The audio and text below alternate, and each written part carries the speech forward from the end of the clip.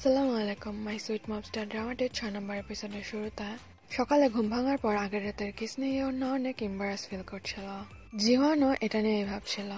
ইউনা চুপি চুপি নিচে যাওয়ার জন্য দরজা খোলা রুম থেকে বের হলে তখনই জিওহান বের হয় আর তাদের দেখা হয়ে যায়। তখন ইউনা বলে, কালকে রাতে আমি এত ড্রিঙ্ক করেছি আমার একটা কিচ্ছু মনে নেই। ইউনা আরো বলে যে কিছুদিন আমি আর ড্রিঙ্কই করবো না। এতে জিওহান বলে, হ্যাঁ এটাই ঠিক হবে, ড্রিঙ্ক করার পর কোনো আনপ্লেজেন্ট ইনসিডেন্ট ঘটতে পারে।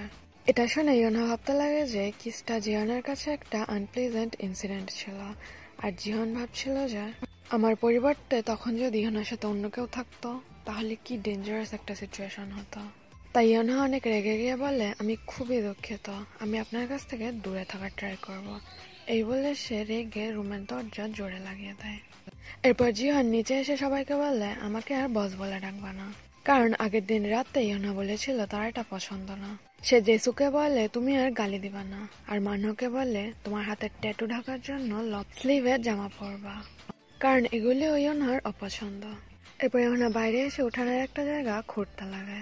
ছোটবেলায় সে এখানে কিছু একটা পুঁতে রেখে গিয়েছিল। তখনই হিয়নো তাকে কল দিয়ে উইকেন্ডে দেখা করার কথা বলে।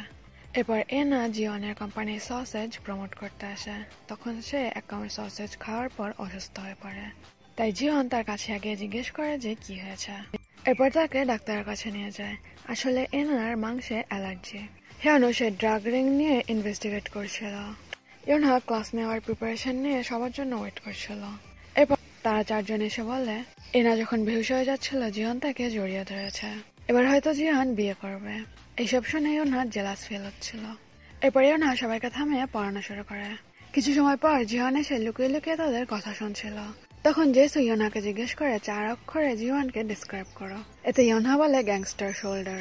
এটা শুনে জিওয়ানের মন ভেঙে যায়। এরপর ইউনার সাথে তার কথা হলে সে প্রতি কথা এটাই বলছিল যে আমি তো গ্যাংস্টার, আমার আর এসবের কি দরকার। এটা শুনে ইউনা জিওয়ানকে জিজ্ঞেস করে তুমি কি একটু আগে শুনেছো যে আমি তোমাকে গ্যাংস্টার শোল্ডার বলেছি?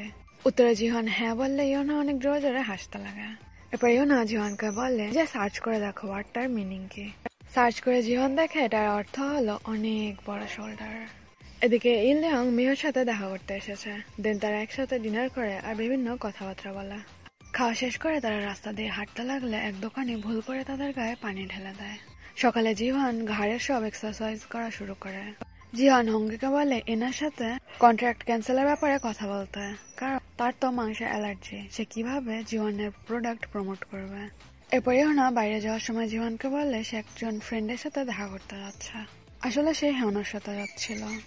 ইউনা এসে গাড়িতে উঠলে হেওনো তার সিট বেল্ট বেঁধে দিচ্ছিল। তখন ইউনা পিছনে তাকিয়ে দেখে ব্যাক সিটে জিওয়ান, তাই সে চিৎকার করে ওঠে। ওটা ইউনার ইমাজিনেশন ছিল। এদিকে মিহো খাবার সামনে নিয়ে মন খারাপ করে বসে আছে। আগের দিন রাতে গায়ে পানি পড়ার পর তারা একসাথে একটা হোটেলে গেছিল। দেন যা হওয়ার তাই হয়েছে। এদিকে ইলিয়ংও অনেক চিন্তিত। জিওয়ান বারবার নিচে এসে চেক করছিল যে ইউনা এখনো ফেরত এসেছে কিনা। সারাদিন ইউনা আর হেওনো একসাথে ঘুরে বেড়ায়। তখন হেওনোর কাছে চিফ ওয়ের কল আসে যে তেকের বোন তার বাসা থেকে গায়েব হয়ে গেছে। তাই ইউনা আর হেওনো তেকের বাসায় এসে চেক করার জন্য। এরপর ইউনা হেওনোর সামনে জিওয়ানকে কল করে জিজ্ঞেস করে তেকের বোন তার বাসায় নেই, তুমি কি জানো সে কোথায়? জিওয়ান তাকে বলে বাসায় আসো, আমি সব বলছি। তাই ইউনা হেওনোর গাড়ি থেকে নেমে যায়। হেওনো বোঝা যায় যে ইউনা জিওয়ানকে কল করেছিল। তাই হেওনো জিওয়ানকে কল করে দেখা করতে ডাকে। এরপর হেওনো আবারও জিওনের সাথে অনেক খারাপ ব্যবহার করে আর ইউনার কাছ থেকে তাকে দূরে থাকতে বলে। এরপর ইউনা বাসায় আসলে বাসার সামনে জিওনের সাথে তার দেখা হয়। তেকের বোনকে নিয়ে ইউনার চিন্তা দেখে জিওন বলে ও সেফ আছে, তোমারও মনে হয় আমি ওর ক্ষতি করব? হেওনো কবে থেকে তোমার ফ্রেন্ড হয়ে গেল? ইউনা চুপ করে থাকে আর জিওন অনেক ডিসঅ্যাপয়েন্টেড ফিল করে ঘরের ভিতরে চলে যায়।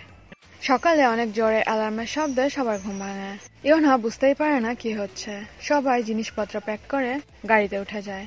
ইউনা লুকিয়ে লুকিয়ে গাড়ির পিছনে উঠেছিল। ইউনা ভাবে তারা সবাই মারামারি করতে যাচ্ছে। তাই ইউনা বারবার বলতে থাকে যে না গাড়ি ঘোরাও। তারা একটা জায়গায় গাড়ি থেকে নামার পর ওইখানে চাকু নিয়ে অনেকগুলো লোক বেরিয়ে আসে, যা দেখে ইউনা ঘাবড়ে যায়। আসলে এটা তাদের মাংস প্রসেসিং এর ফ্যাক্টরি। ছুটির দিনে হঠাৎ অনেক মাংস আসায় অনেকেই আজকে কাজে আসেনি। তাই জিওনের বাসার সবাই এখানে হেল্প করতে এসেছে। ওইখানের মহিলারা ইউনাকেও কাজে লাগিয়ে দিয়েছে। ওইখানে পুরুষ ওয়ার্কাররা বড় মাংসগুলিকে কেটে ছোট পিস করার পর মহিলা ওয়ার্কাররা সেগুলোর প্যাকেজিং করছিল। ওইখানে বেশিরভাগ মহিলা ওয়ার্কারই জিওনের সাথে ডেট করতে চায়। তারা সবাই জিওনের অনেক প্রশংসা করছিল, বাট একজন মহিলা বলে কি লাভ, জিওনের মেয়েদের প্রতি কোনো ইন্টারেস্টই নেই। এরপর ওইখানের মহিলা হেড ইয়োনাকে বলে আরো লেভেল নিয়ে আসতে, তাই সে স্টোরেজ খুঁজতে লাগে। তখন তার মানুষের সাথে দেখা হলে সে স্টোরেজ কোন দিকে সেটা জিজ্ঞেস করে, বাট মানু তাকে কোল্ড স্টোরেজের দিকে ইশারা করে, কারণ ওর মধ্যে জিহান আছে। ইয়োনা ভেতরে গেলে মানু বাইরে থেকে লক করে দিয়ে চলে যায়। ইয়োনা গেট খোলার অনেক চেষ্টা করলেও পারে না। এই চিল্লাপাল্লা শুনে ভিতর থেকে জিহান বেরিয়ে আসে। জিহান ইয়োনাকে এখানে দেখে অনেক অবাক হয়। সে বলে তোমার এই ফ্যাক্টরির কাজে হেল্প করতে হবে না। এরপর সেও দরজা খোলার অনেক ট্রাই করে, বাট ব্যর্থ হয়। ব্যর্থ তো হবেই, কজ বাইরে থেকে তো লক করা। এরপর ইয়োনা জিহানকে বলে এইখানের কর্মচারীদের কথা শুনে আমি বুঝলাম তুমি অনেক ভালো মানুষ। মনে হয় লক করার কথা সবার সাথে শেয়ার করলে সবাই তাকে অনেক বকাঝকা করে, কারণ কোল্ড স্টোরেজের মধ্যে -18°C তারা বাঁচবে কিভাবে। তাই মানুষ গেট খোলার জন্য চাবি খুঁজতে লাগে, বাট সেটাকে আর খুঁজে পায় না। ইয়োনার অনেক শীত করছে দেখে জিহান তার জ্যাকেট খুলে ইয়োনাকে পরিয়ে দেয়। আরো অনেক সময় পেরিয়ে যায়। ইয়োনার অবস্থা অনেক খারাপ হয়ে যাচ্ছে দেখে জিহান তাকে বলে আমি টিভিতে দেখেছি পেঙ্গুইনরা শীত থেকে নিজেদের বাঁচানোর জন্য হার্ডেলিং করে। এই বলে সে ইয়োনাকে পিছন থেকে জড়িয়ে ধরে আর বলে আমাকে পেঙ্গুইন ভাবো। এরপর ফাইনালি তারা চাবি খুঁজে গেটটা খুললে দেখে জিহান ভেস ইয়োনাকে কোলে করে নিয়ে ওখান থেকে বেরোচ্ছে, যা দেখে সবাই হা হয়ে থাকে। সবাই বলা বলে করতে থাকে এই মেয়ে বসের প্রেমিকা। কিছু সময় পর হসপিটালে ইয়োনার জ্ঞান ফিরে এলে তার মনে পড়ে স্টোরেজের মধ্যে ইয়োনাকে বেহুশ হওয়া থেকে ঠেকাতে জিহান থেকে এক গাদা পেঙ্গুইনের গল্প শোনাচ্ছিল। এরপর ইয়োনা তাকে জিজ্ঞেস করে আমি তো বেবি পেঙ্গুইনও না, তাহলে তুমি কেন আমাকে ওভাবে টেক কেয়ার করলা, তুমি কেন আমার সাথে এত ভালো বিহেভ করো। বাট তখনই বাকিরা চলে আসলে তাদের কথা অসম্পূর্ণ থেকে যায়। এরপর স্টোরেজে আটকে রাখার জন্য জিহান সবাইকে অনেক বকাবকি করে, এত বকে যে মানুষ কান্নাকাটি শুরু করে দেয়। হসপিটালে মিহো ইয়োনার জিনিসপত্র নিয়ে আসলে তখন তার ইলিয়নের সাথে দেখা হয়। তাদের মধ্যে খুব অকওয়ার্ড সিচুয়েশন ছিল। মিহো কিছু বলার আগেই ইলিয়ং বলে ওই দিন ওটা ভুল ছিল। এটা শুনে মিহর মন খারাপ হয় আর সে চলে যায়। ইয়োনা যখন বেহুশ ছিল তখন হসপিটালে কি কি লাগতে পারে জিহান সেটার একটা লিস্ট বানিয়েছিল, অনেক বড় লিস্ট। সেই সব জিনিস নিয়েই মিহো এখানে এসেছে। লিস্টটা দেখে ইয়োনা অনেক টাচড হয়ে যায়। একটু আগে যখন জাংহো কল করেছিল তখন মিহো ইয়োনার ফোন রিসিভ করে এখানে ঠিকানা দিয়ে দিয়েছে। তো অফিস শেষে হেওনো ইয়োনার সাথে দেখা করতে আসা। এদিকে জিহান এসে ইয়োনার জন্য রুমে বসে অপেক্ষা করতে করতে ঘুমিয়ে গেছে। ইয়োনা এসে ঘুমন্ত জিহানকে দেখতে লাগে। অনেকক্ষণ ধরে তাকে দেখতে দেখতে তাদের একসাথে কাটানো ভালো মোমেন্টগুলি মনে করতে লাগে। হঠাৎ করে জিহান উঠে যায়। ইয়োনা তাকে বলে তুমি ক্লান্ত, তুমি এখানে রেস্ট করো।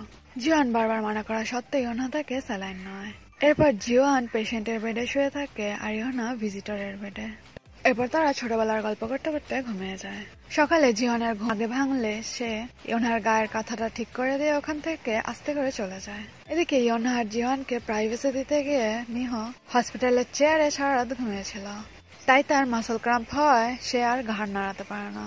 তখন পিছন থেকে ইলিয়ং এসে তার ঘাড় মাসাজ করে দেয়। ইয়োনা ইলিয়ংকে বলে মিহোকে বাসায় পৌঁছে দিতে, বাট মিহো ইলিয়ং এর সাথে মোটেই যেতে চাচ্ছিল না। ইলিয়ং মিহোকে বাসায় ড্রপ করলে সেটা মিহোর বাবা দেখে ফেললে ইলিয়ংকে বাসায় ডাকে। এরপর তারা ইলিয়ংকে বিভিন্ন প্রশ্ন করে আর এরপর সকালে নাস্তা খাওয়ায়। হসপিটালে জিওন তার ওয়ালেট ভুলে রেখে এসেছে বলে ইয়োনা সেটা দিতে জিওনের অফিসে আসে। জিওন তখন এনার সাথে মিটিং করছিল। এনা মাংস খেতে পারে না বলে জিওন তার সাথে কন্ট্রাক্ট ক্যান্সেল করতে চায়, বাট এটা এনা মোটেই রাজি ছিল না। তাই সে একটা সসেজ বের করে খেতে গেলে জিওন তার হাত ধরে বসে। ইয়োনা এসে এটা দেখে দংহুইকে ওয়ালেটটা দিয়ে চলে যায়। ইয়াং হিতেককে একটা জায়গায় আটকে রেখেছে। এনা চলে গেলে দংহুই এসে জিওনকে ওয়ালেটটা দেয় আর বলে ইয়োনা এটা দিয়ে গেছে। তো জিহান তাকে জিজ্ঞেস করে ইয়োনা এত দূর এসেছে, তুমি ওকে আমার রুমে পাঠাওনি কেন? এরপর দংহুই বলে যে ইয়োনা সব দেখেছে। এতে জিহান আপসেট হয়ে যায়। ইয়োনা বাসায় এসে উঠানে মাটি খুঁড়তে খুঁড়তে রাগে বিড়বিড় করছিল। রাতে জিহান বাসায় এলে খাবার কিছু না থাকায় ইয়োনা তাকে ফ্রাইড রাইস বানিয়ে দেয়। খেতে খেতে জিহান বলে ও আসলে একটা মিটিং এর জন্য এসেছিল। এতে ইয়োনা বলে ও তুমি মিটিং এ মানুষের হাত ধরো।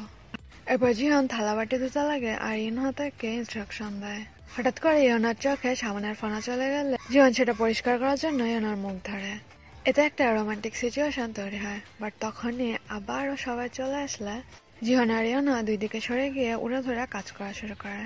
এরপর দেখানো হয় দংহুই লুকিয়ে লুকিয়ে হানোর সাথে দেখা করতে এসেছে। সে তেকের ব্যাপারে জিহনের কাছ থেকে যেসব কথা জানতে পেরেছে সেগুলোই সে হিয়নকে বলতে এসেছে। ইলেং একজন স্পাইয়ের কাছ থেকে খবর পেয়েছে কবে কোন লোকেশনে ড্রাগ ডিল হবে, সেটা এসে সে জিহনকে জানায়। এই ডিলটা করার জন্য ইয়াংহির তেককে প্রয়োজন, এই কারণেই সে তেককে আটকে রেখেছে, কারণ তেক আগে এই ড্রাগ বিজনেস করত। প্রসিকিউটর হেয়নও ইয়নহার ছোটবেলার হেয়নকে খুঁজতে লাগে। জিহনের এই বাসার গাছের নিচে ইয়নহা আর হেয়নও ছোটবেলায় একটা টাইম ক্যাপসুল পুঁতে রেখেছিল। ইনভেস্টিগেট করে হেয়নও বুঝতে পারে যে জিহনি আসলে ইয়নহার সেই ছোট্টবেলার হেয়নও। ইয়নহা বাসায় এসে দেখে গাছের সামনে মাটি খুঁড়ে একটা গর্ত করা হয়েছে, আর জিহনি এসে ইয়নাকে সেই টাইম ক্যাপসুলটা দেয়।